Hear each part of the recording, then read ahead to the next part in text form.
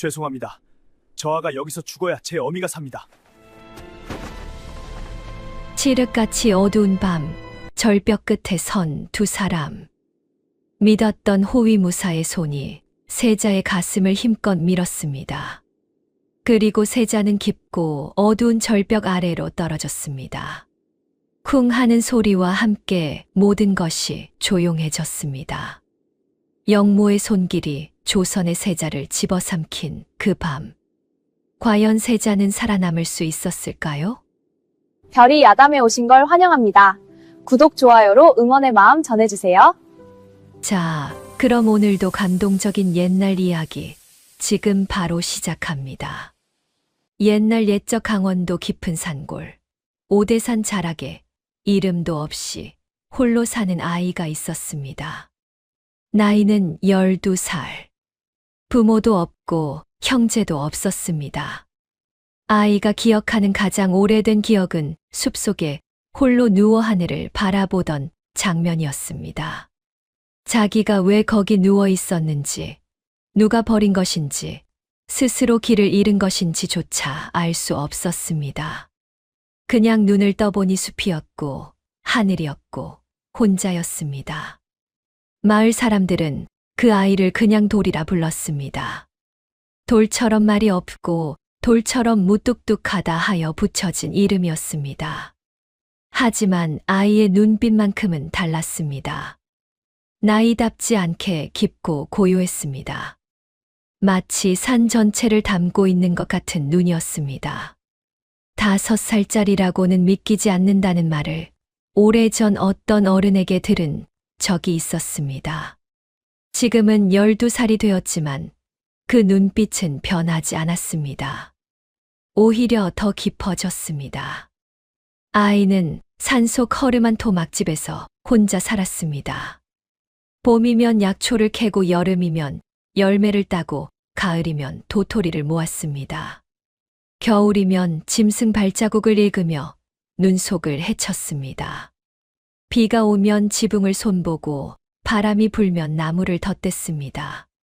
누가 가르쳐준 것도 아니었습니다. 그냥 살다 보니 알게 된 것들이었습니다. 산이 그의 어머니였고 숲이 그의 집이었습니다. 그리고 하늘이 그의 아버지였습니다.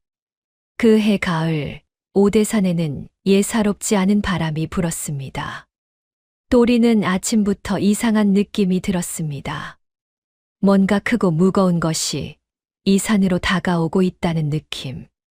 산짐승들도 느꼈는지 유독 조용한 하루였습니다.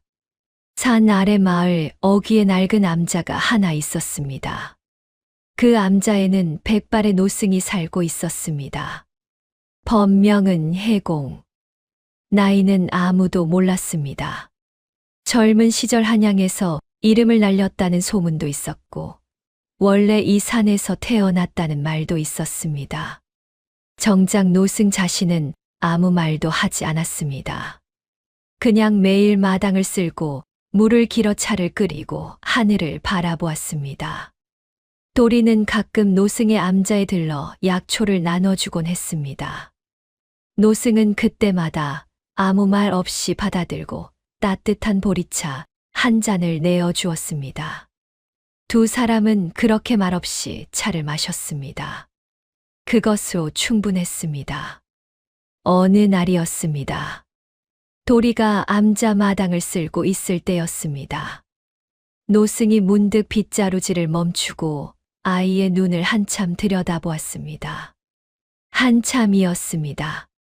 도리는 어색해서 눈을 피하려 했지만 노승의 시선이 너무 진지해서 그러지 못했습니다. 도리야. 예. 하늘이 내린 눈을 가진 자는 혼자 살아선 안 되느니라. 도리는 고개를 갸웃했습니다. 무슨 말씀이세요? 내 눈은 사람의 운명을 보는 눈이니라. 그 눈은 너 혼자를 위한 것이 아니라 세상을 위한 것이야. 도리는 그 말이 무슨 뜻인지 몰랐습니다. 그냥 고개를 끄덕이고 빗자루질을 계속했습니다. 노승은 잠시 하늘을 올려다보다가 낮은 목소리로 덧붙였습니다. 곧 큰일이 생긴다. 그때 내가 외면하면 조선이 흔들린다. 그리고 내가 손을 내밀면 내 삶도 달라지느니라. 도리는 그 말을 귀담아 듣지 않았습니다. 산속 아이에게 조선이란 그저 멀고 낯선 이름일 뿐이었으니까요. 자기 삶이 달라진다는 말은 더더욱 실감이 나지 않았습니다. 그런데 그 말이 들어맞는 날이 생각보다 훨씬 빨리 찾아왔습니다. 때는 조선 중기. 임금은 나이가 많고 몸이 약했습니다. 올봄부터 기침이 잦아졌고 여름에는 자리에 눕는 날이 많았습니다. 조정의 대신들은 표면상으로는 왕의 쾌유를 빌었지만 속으로는 다음을 계산하고 있었습니다. 세자 이현은 17살. 얼굴은 준수하고 마음씨는 따뜻했습니다. 그를 좋아하고 백성을 사랑했습니다. 동궁들에 직접 채소를 심어 먹기도 하고 가난한 백성의 이야기를 들으러 몰래 궁 밖에 나간 적도 있었습니다. 하지만 아직 세상 물정에는 어두웠습니다. 사람의 속마음을 읽는 것, 권력이 어떻게 움직이는지를 파악하는 것. 그런 것들은 아직 세자에게 낯선 일이었습니다. 그 무렵 조정에는 좌의정 윤대감이라는 인물이 있었습니다. 나이는 60을 넘겼고 수염은 길고 목소리는 낮고 묵직했습니다. 오랜 세월 조정에 몸담으며 인맥을 쌓고 재산을 불려온 자였습니다. 표면상으로는 세자를 보필하는 충직한 신하였습니다. 세자를 볼 때마다 환하게 웃으며 고개를 숙였습니다. 하지만 그 웃음 뒤에는 냉기가 감돌았습니다. 윤대감에게는 아들이 하나 있었습니다. 윤세준이라는 자였는데 세자와 나이가 비슷했습니다. 야심이 넘쳤고 잔머리가 빨랐습니다. 아버지를 닮아 표정과 속마음이 달랐습니다. 윤대감은 언젠가 자기 아들을 왕으로 올리겠다는 야망을 오랫동안 가슴속에 품어왔습니다. 그러기 위해서는 세자 이현이 사라져야 했습니다. 그해 가을 세자의 사냥 행차가 잡혔습니다. 강원도 오대산 일대에서 열리는 큰 사냥이었습니다. 임금은 세자에게 무예를 익히고 호연지기를 기르라며 직접 명을 내렸습니다. 행차를 수행할 호위무사 중에 박무석이라는 자가 있었습니다. 나이 35, 무예가 뛰어나고 눈빛이 고닫습니다. 세자가 각별히 아끼던 무사였습니다. 어릴 때부터 함께 해온 사이라 세자는 그를 형처럼 따랐습니다. 그런데 그 박무석에게 비밀이 하나 있었습니다. 그의 어머니가 윤대감의 소나귀에 붙잡혀 있었던 것입니다. 박무석의 어머니는 홀로 몸이 불편한 채로 살고 있었는데 어느 날 밤 갑자기 윤대감의 사람들에게 끌려가 광에 갇혀버렸습니다. 세자를 없애라. 그러면 내 어미를 살려주겠다. 거역하면 내 어미는 오늘 밤이 마지막이다. 윤대감은 웃으며 말했습니다. 그 웃음이 더 소름 돋았습니다. 박무석은 며칠 동안 잠을 이루지 못했습니다. 밥도 먹지 못했습니다. 눈물도 나오지 않았습니다. 그저 이를 악물고 하늘만 바라보았습니다. 어미를 살리자니 세자를 죽여야 했고, 세자를 살리자니 어미가 죽어야 했습니다. 사냥 행차 출발 전날 밤, 박무석은 마당에 홀로 앉아 있었습니다. 달빛이 차가웠습니다. 멀리서 소쩍새가 울었습니다. 저하, 이 죄인을 용서하십시오. 그의 눈에서 눈물 한 방울이 흘러내렸습니다. 그리고 그 눈물은 차가운 흙 위에 스며들었습니다. 사냥 행차 사흘째 날이었습니다. 세자 일행은 오대산 깊은 곳까지 들어왔습니다.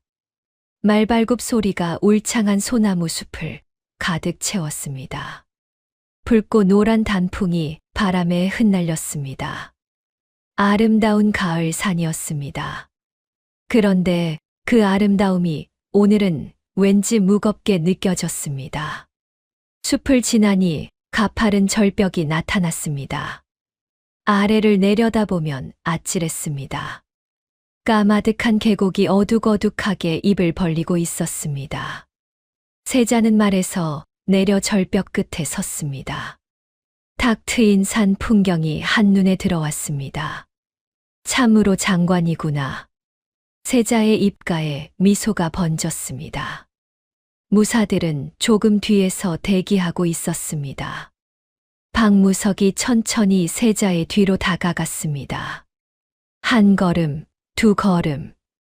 발소리를 죽이며 다가갔습니다. 박무석의 손이 떨렸습니다.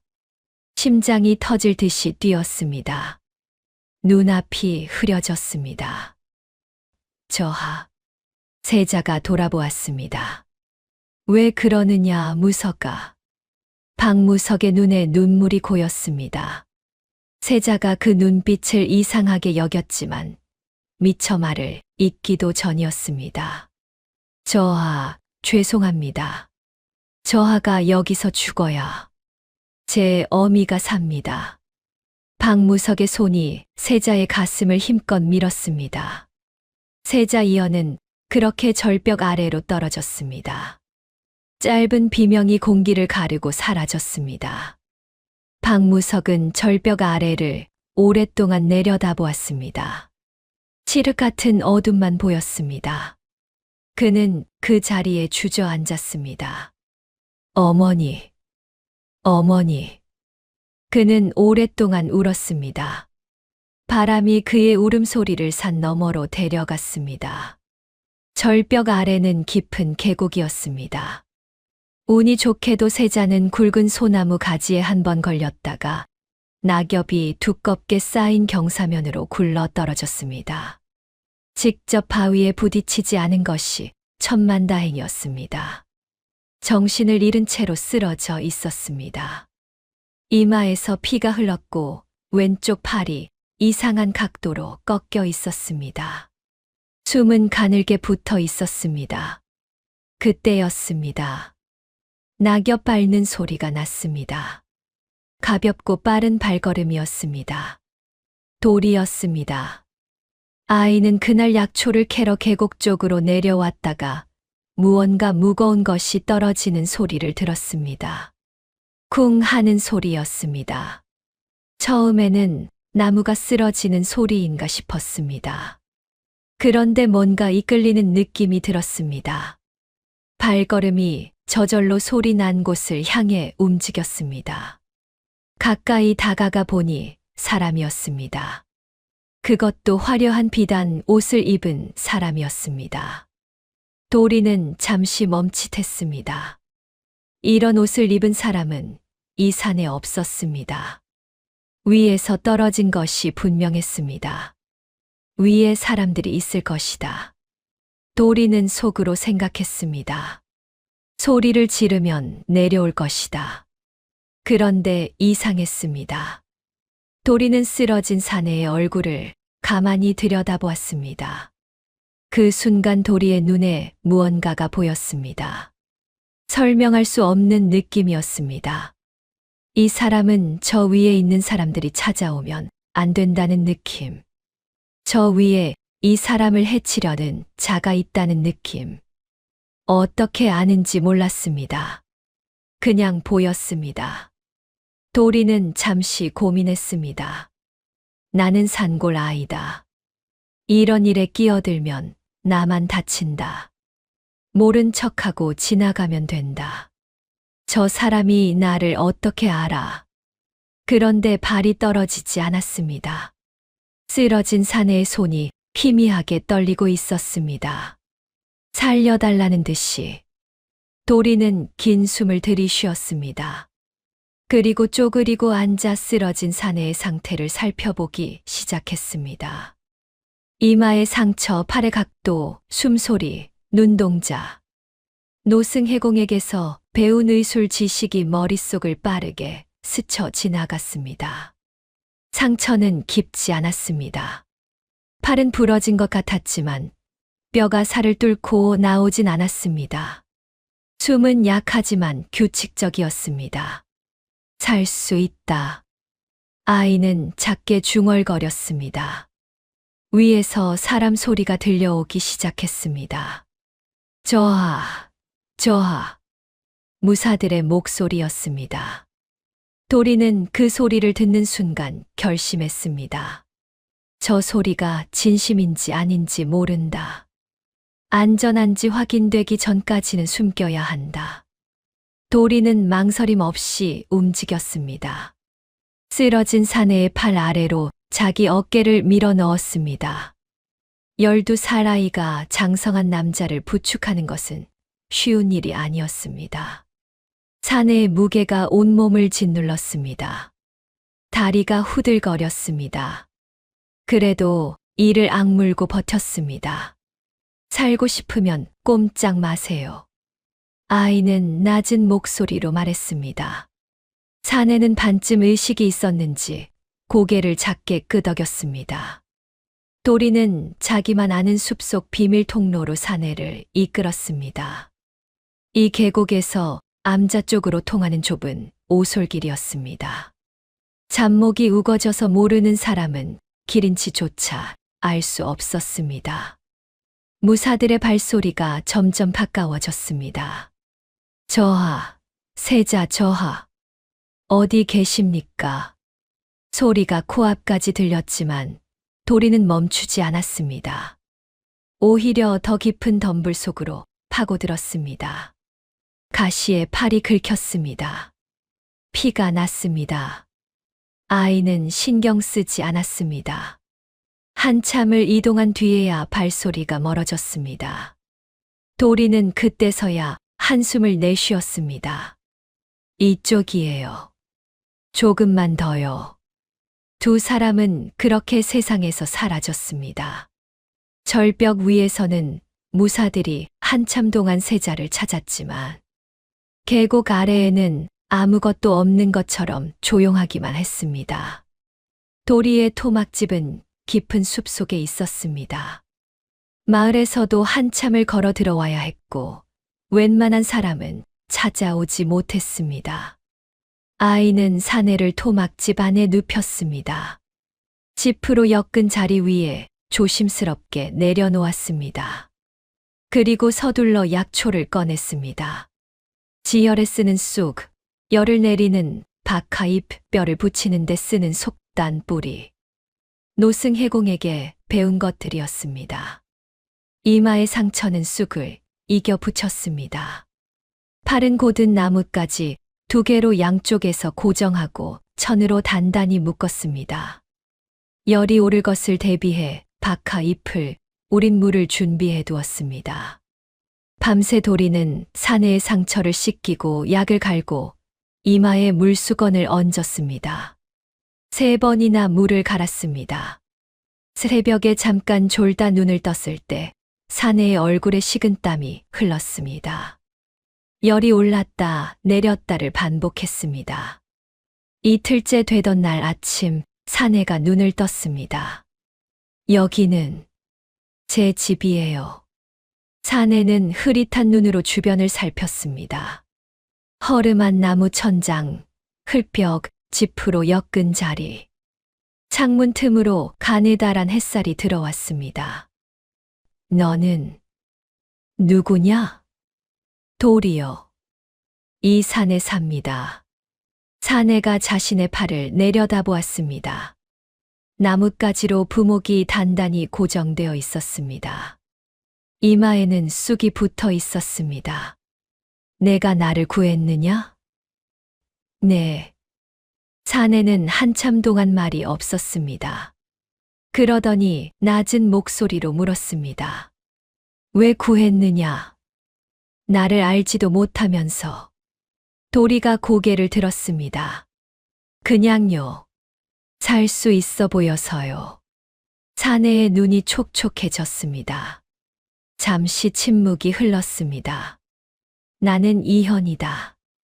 도리는 잠시 그 이름을 되뇌었습니다. 어디서 많이 들어본 이름 같은데. 사내, 아니 세자 이현이 조용히 웃었습니다. 들어본 것이 맞다. 나는 조선의 세자다. 도리의 눈이 커졌습니다. 입이 벌어졌다가 다시 닫혔습니다. 자요? 그렇다. 세자가 잠시 침묵하다 말을 이었습니다. 내 호위무사가 나를 절벽 아래로 밀었다. 누군가의 사주를 받은 것이 분명하다. 그 자들이 아직도 나를 찾고 있을 것이다. 도리는 조용히 고개를 끄덕였습니다. 그래서 제가 숨긴 거예요. 위에서 내려오던 사람들이 수상했거든요. 세자가 아이를 바라보았습니다.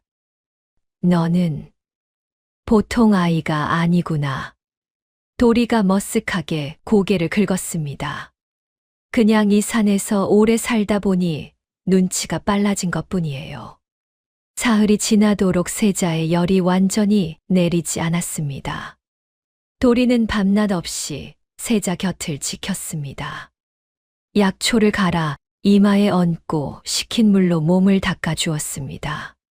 죽을 쑤어 조금씩 먹였습니다. 세자는 처음에는 그 죽이 어색하게 느껴졌지만 배가 너무 고프다 보니 어느새 그릇을 깨끗이 비우고 있었습니다. 맛있구나. 도토리하고 산나물 넣은 거예요. 궁궐에서 먹던 것과는 다르지만 이게 더 맛있는 것 같다. 도리가 피식 웃었습니다. 두 사람은 그렇게 조금씩 이야기를 나누었습니다. 도리야, 이 산에서 얼마나 살았느냐? 기억나는 때부터요. 아마 7살 때부터인 것 같아요. 부모님은? 없어요. 세자가 말을 잃었습니다.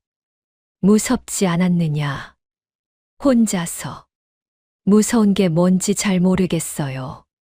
배고프면 캐 먹고 추우면 불 피우면 되니까요. 그냥 그렇게 살면 되더라고요. 세자는 아이를 바라보았습니다. 궁궐 안에서 모든 것을 다 갖추고 자랐지만 이 아이보다 더 의연하게 산 날이 없었습니다. 너는 용감하구나. 용감한 게 아니에요. 그냥 달리 방법이 없었던 거예요. 나흘째 되던 날 저녁이었습니다. 도리가 불을 피우다가 문득 세자를 바라보았습니다. 아이의 눈빛이 달라졌습니다. 무언가를 깊이 들여다보는 눈이었습니다. 이현 아저씨, 왜 그러냐? 저 아저씨 얼굴에서 뭔가 보여요. 세자가 고개를 들었습니다. 뭐가 보인다는 것이냐? 잘 모르겠어요. 그냥 아저씨 주변의 검은 기운이 아직도 맴도는 것 같아요. 그게 다 거치려면 한양에 가야 할 것 같고요. 세자가 눈을 가늘게 뜨며 물었습니다. 한양에 가야 한다고? 왜? 가서 뭔가를 밝혀야 할 것 같아요. 제가 아저씨 얼굴에서 그걸 봐요. 만약 안 가면 그 검은 기운이 계속 커질 것 같아요. 세자는 잠시 침묵했습니다. 너는 관상을 볼 줄 아느냐? 관상이 뭔지는 몰라요. 그냥 보여요. 세자가 천천히 몸을 일으켰습니다. 팔의 부목이 아직 단단히 묶여 있었지만 얼굴에는 생기가 돌았습니다. 내 눈은 참 신기하구나. 닷새째 되던 날 아침이었습니다. 도리가 물을 길러 계곡으로 갔다가 전속력으로 뛰어 돌아왔습니다. 아저씨, 사람들이 이쪽으로 오고 있어요. 세자가 벌떡 일어났습니다. 무사들이냐? 갑옷을 입은 사람들이에요. 10명은 되는 것 같아요. 세자의 표정이 굳었습니다. 윤대감의 사람들일 것이다. 내가 살아있다는 것을 확인하러 온 것이다. 어떻게 하실 거예요? 세자가 도리를 바라보았습니다. 도리야, 너는 이 산을 나보다 훨씬 잘 알겠지. 물론이요. 그렇다면 나를 숨겨다오. 그건 제가 제일 잘해요. 도리는 씩 웃으며 앞장섰습니다. 아이는 세자를 이끌고 오대산 깊은 곳으로 들어갔습니다. 바위 틈새, 덤불 속, 폭포 뒤편, 고목 속 빈 공간. 이 산에서 12해를 살아온 아이만이 아는 길들이었습니다. 윤대감의 무사들이 숲을 샅샅이 뒤졌습니다. 계곡을 따라 내려가고 바위를 살피고 나무 위까지 올라봤습니다. 하지만 흔적 하나 찾지 못했습니다. 없습니다. 아무것도 없습니다. 더 찾아라. 예. 무사들이 다시 숲으로 흩어졌습니다. 그러나 아무 소용이 없었습니다. 해가 기울 무렵 무사들은 결국 발걸음을 돌렸습니다. 그들이 완전히 사라진 뒤 도리와 세자는 낙엽 더미 속에서 기어 나왔습니다. 세자가 길게 숨을 내쉬었습니다. 대단하구나. 이 산이 제 집이니까요. 며칠이 더 지났습니다. 세자의 부러진 팔이 조금씩 붙어가고 있었습니다. 두 사람은 함께 약초를 캐고 물고기를 잡고 불을 피웠습니다. 세자는 처음 해보는 일들이 어색했지만 도리는 하나하나 천천히 가르쳐 주었습니다. 이 풀은 독이 있어요. 절대 만지면 안 돼요. 이 열매는 먹어도 되지만 이건 안 돼요. 이 방향으로 가면 물이 있어요. 세자는 아이의 말에 귀를 기울이며 하나하나 따랐습니다. 조선의 세자가 12살 고아 소년에게 산을 배우고 있었습니다. 어느 날 저녁 도리가 물었습니다. 아저씨, 세자가 뭐 하는 사람이에요? 세자가 멈칫했습니다. 다음에 임금이 될 사람이다. 임금이요. 그게 좋은 거예요. 세자는 잠시 생각하다가 말했습니다. 좋은 것이기도 하고 무거운 것이기도 하다. 백성이 편안하면 임금이 편안하고 백성이 고통받으면 임금은 잠을 자지 못해야 한다. 도리는 가만히 불빛을 바라보았습니다. 저처럼 혼자 사는 아이들이 많아요. 이 산에도요. 아저씨가 임금이 되면 그런 아이들도 챙겨줄 수 있어요? 세자의 눈이 촉촉해졌습니다. 반드시 그렇게 하겠다. 약속해요? 약속한다. 도리는 고개를 끄덕이고 다시 불을 쪼였습니다.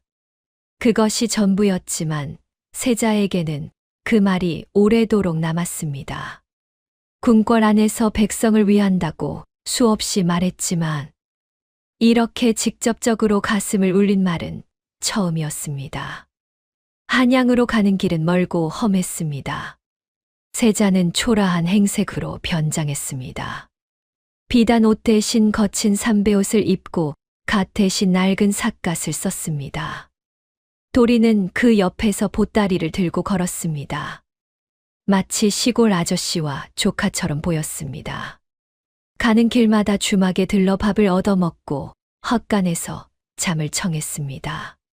돈이 없었기 때문에 세자는 어느 주막에서 자신이 쓰던 옷가락지 하나를 내어 주었습니다.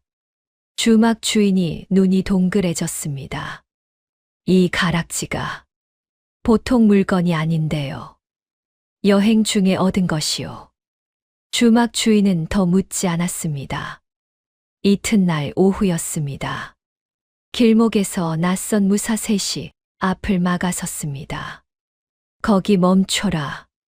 세자가 고개를 숙인 채 걸음을 늦추었습니다. 행인이요. 한양으로 가는 길이요. 무사 중 하나가 세자의 얼굴을 들여다보더니 눈을 가늘게 뜨었습니다. 얼굴이 어디서 본 것 같은데. 그때 도리가 불쑥 끼어들었습니다.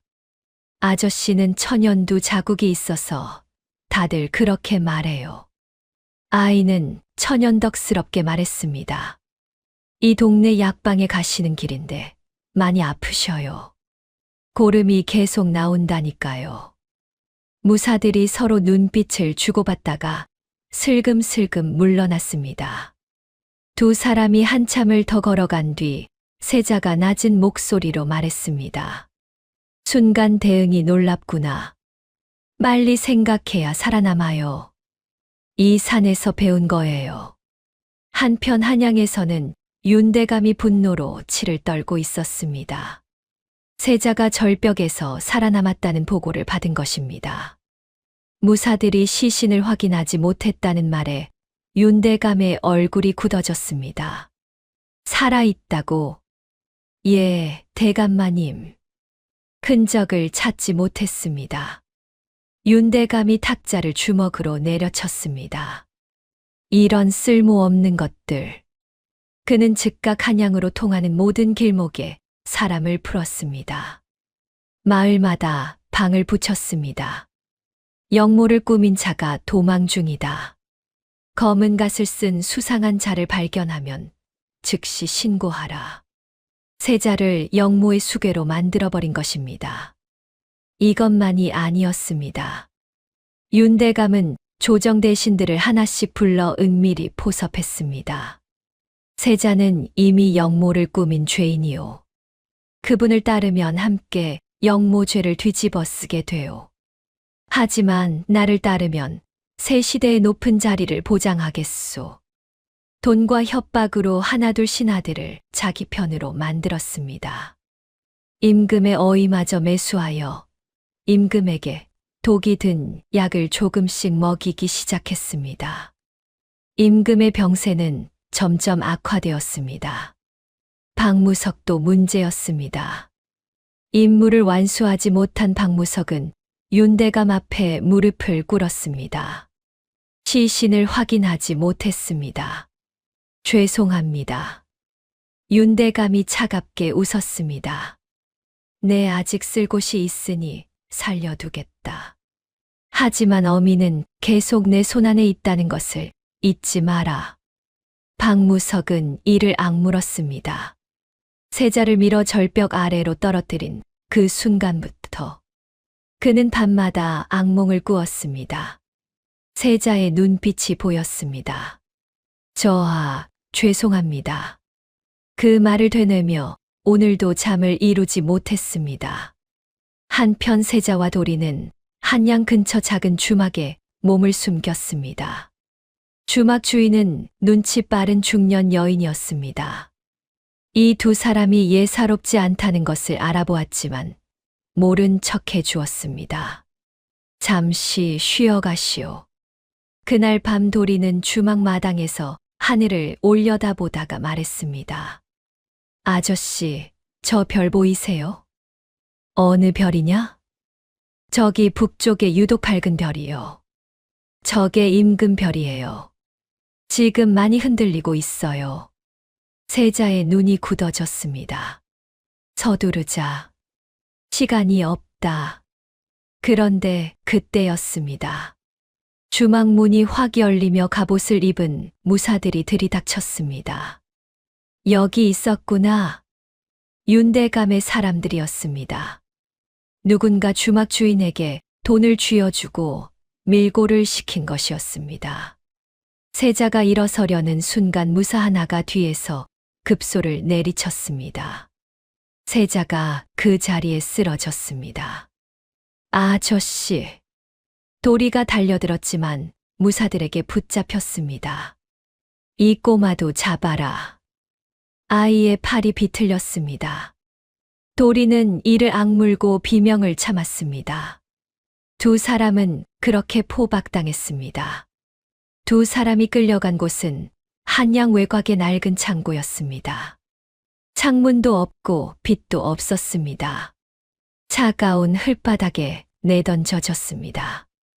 문이 쾅 닫혔습니다. 자물쇠 채우는 소리가 들렸습니다. 완전한 어둠이었습니다. 세자는 눈을 떴지만 머리가 깨질 듯이 아팠습니다. 도리야, 여기 있어요. 어둠 속에서 아이의 목소리가 들렸습니다. 다쳤느냐? 팔이 좀 아파요. 괜찮아요. 세자가 몸을 일으키려 했지만 손발이 묶여 있었습니다. 윤대감의 사람들이구나. 네. 미안하다, 도리야.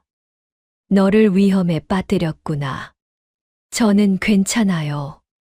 제가 걱정되는 건 아저씨예요. 밖에서 사람들이 오가는 소리가 들렸습니다. 한참이 지났을까요? 문이 열리는 소리가 났습니다. 횃불을 든 사내 하나가 들어왔습니다. 박무석이었습니다. 세자의 눈이 굳었습니다. 두 사람은 한참 동안 말없이 서로를 바라보았습니다. 횃불이 흔들렸습니다. 무석아. 박무석의 눈이 붉어졌습니다. 저하, 어미 때문이었느냐? 박무석이 고개를 떨구었습니다. 예, 죽을 죄를 지었습니다. 어미가 윤대감의 손에 잡혀 있었습니다. 달리 방법이 없었습니다. 세자가 긴 숨을 내쉬었습니다. 윤대감은 나를 어찌할 셈이냐? 내일 새벽 영모의 죄로 처형할 것이라 합니다.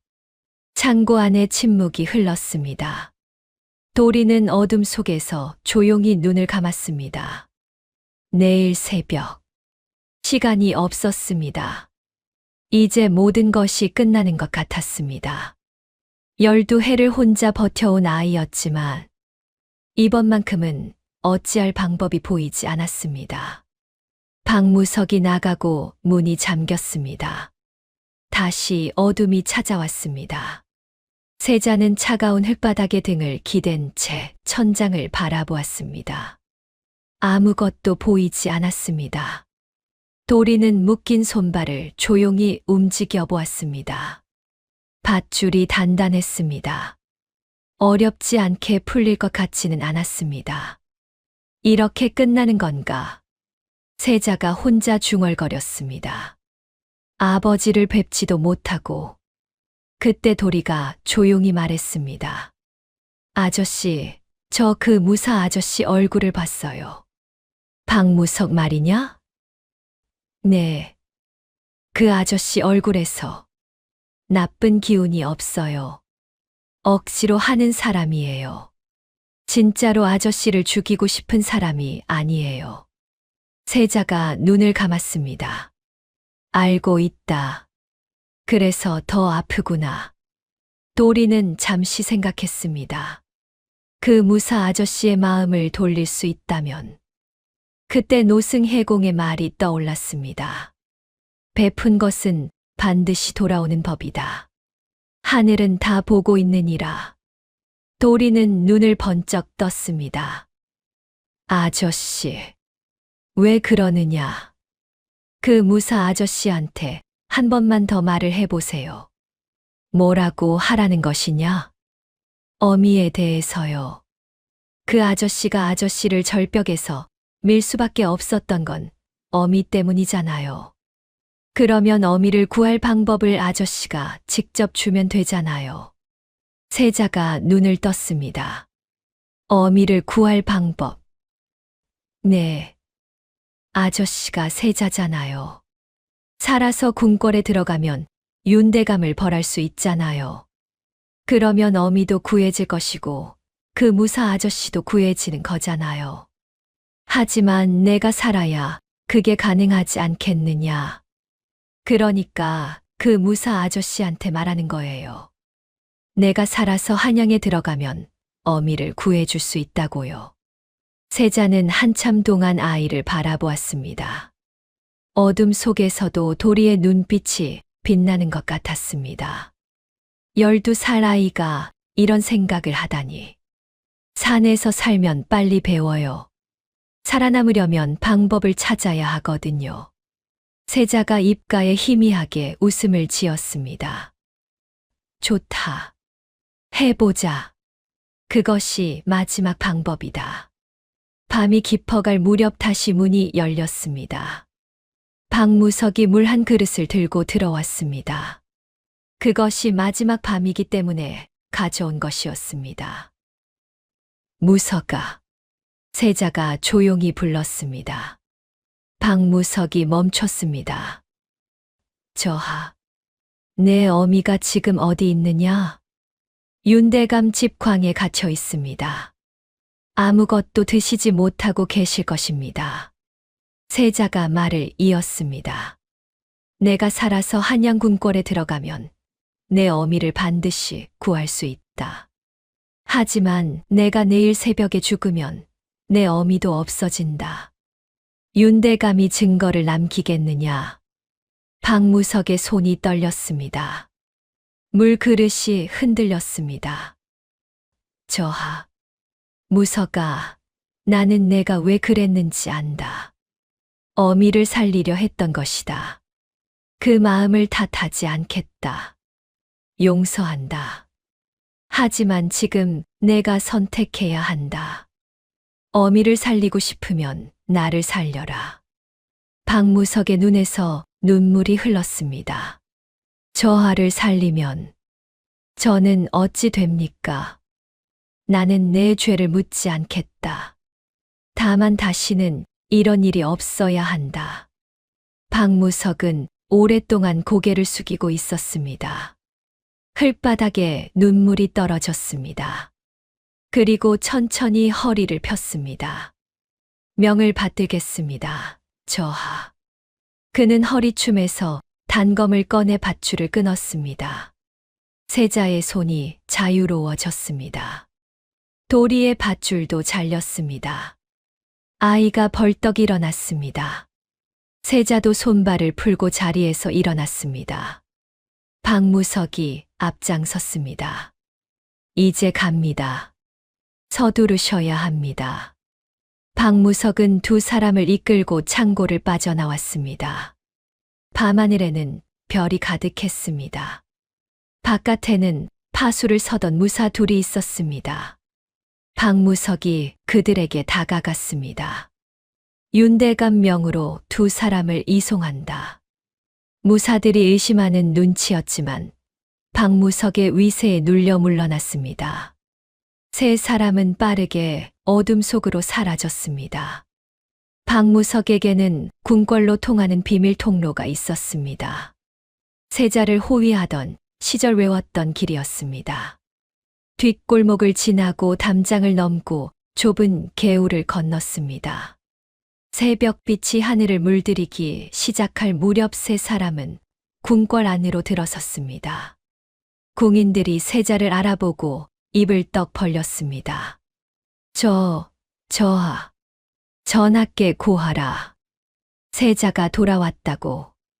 소식은 순식간에 퍼졌습니다.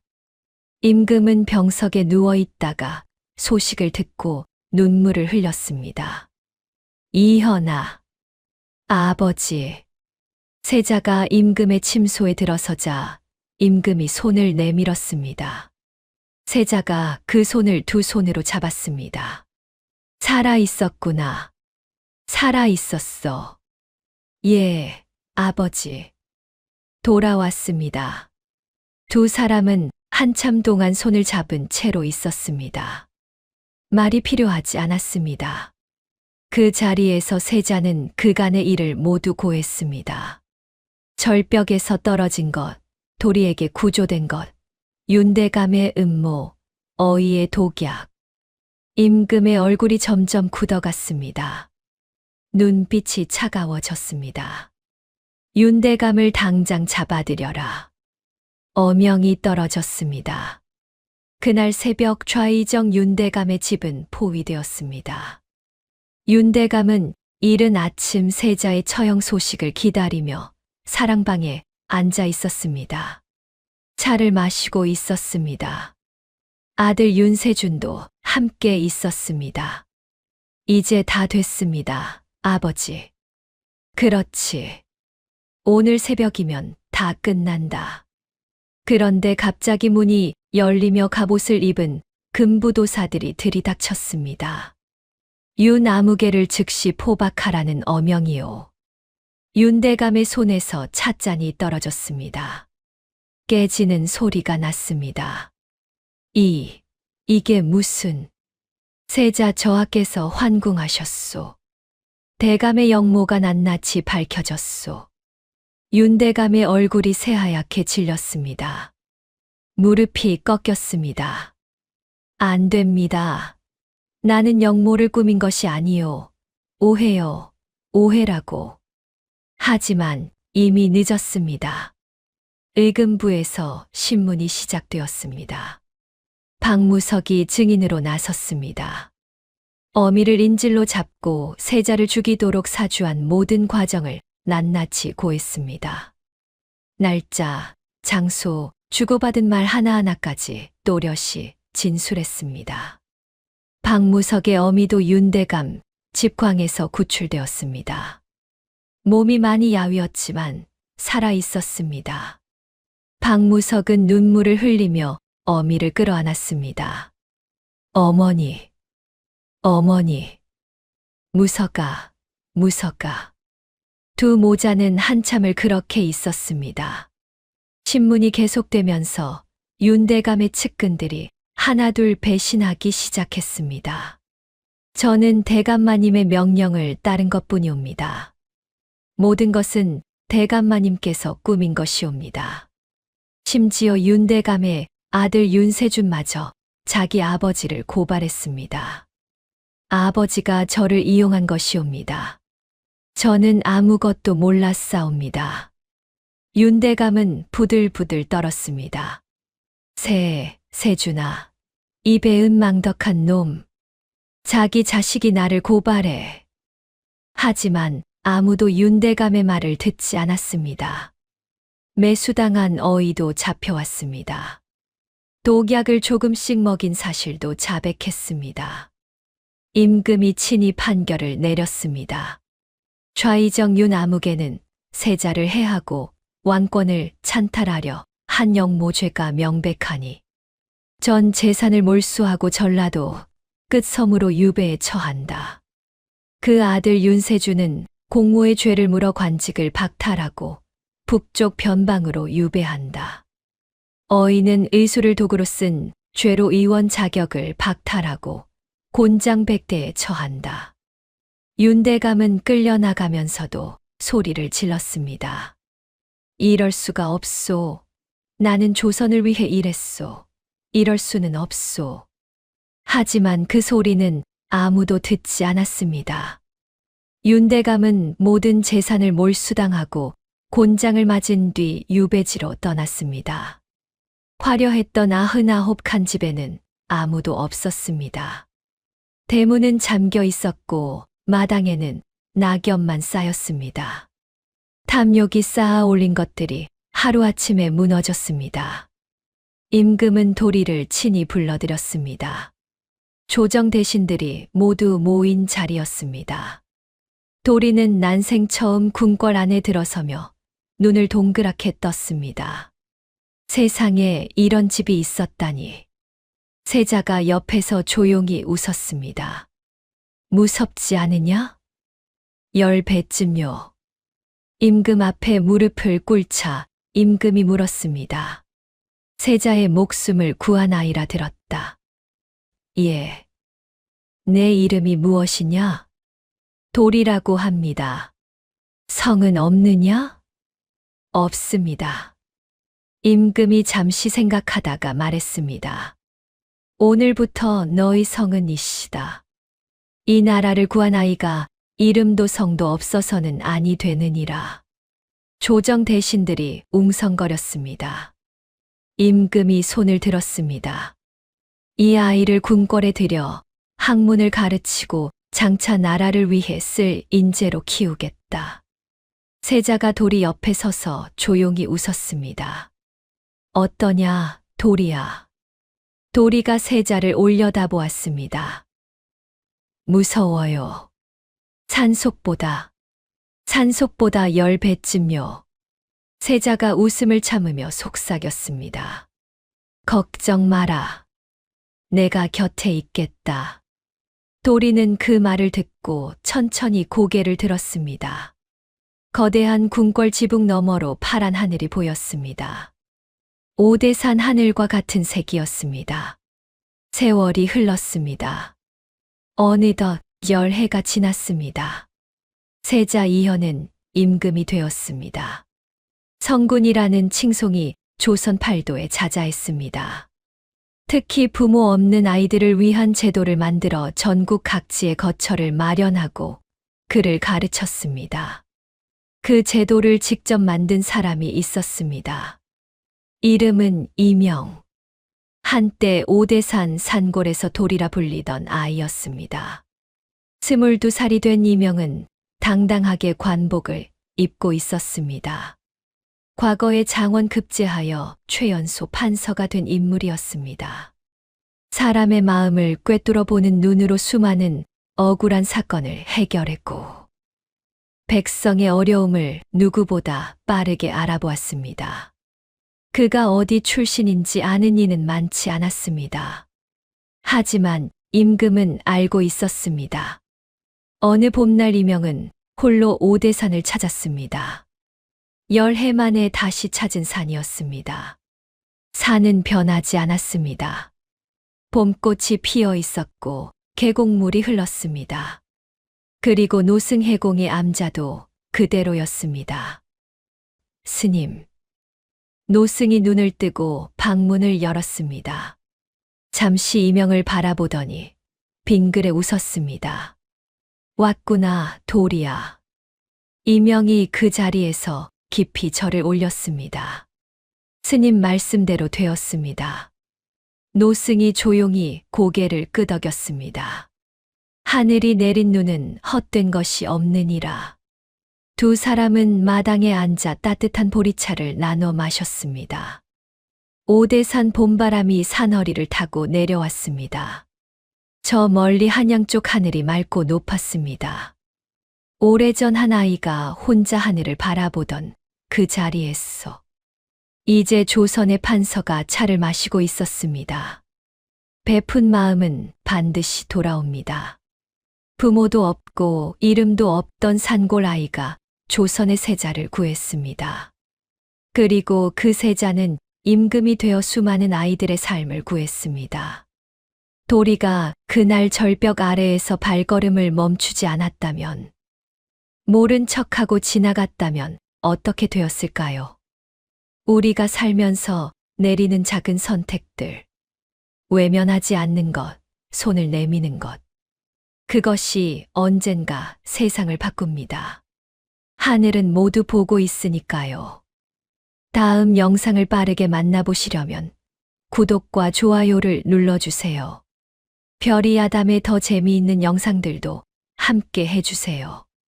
지금 어디에서 듣고 계신지 댓글로 남겨주시면 계시는 곳에 행복을 가득 보내드리겠습니다. 감사합니다.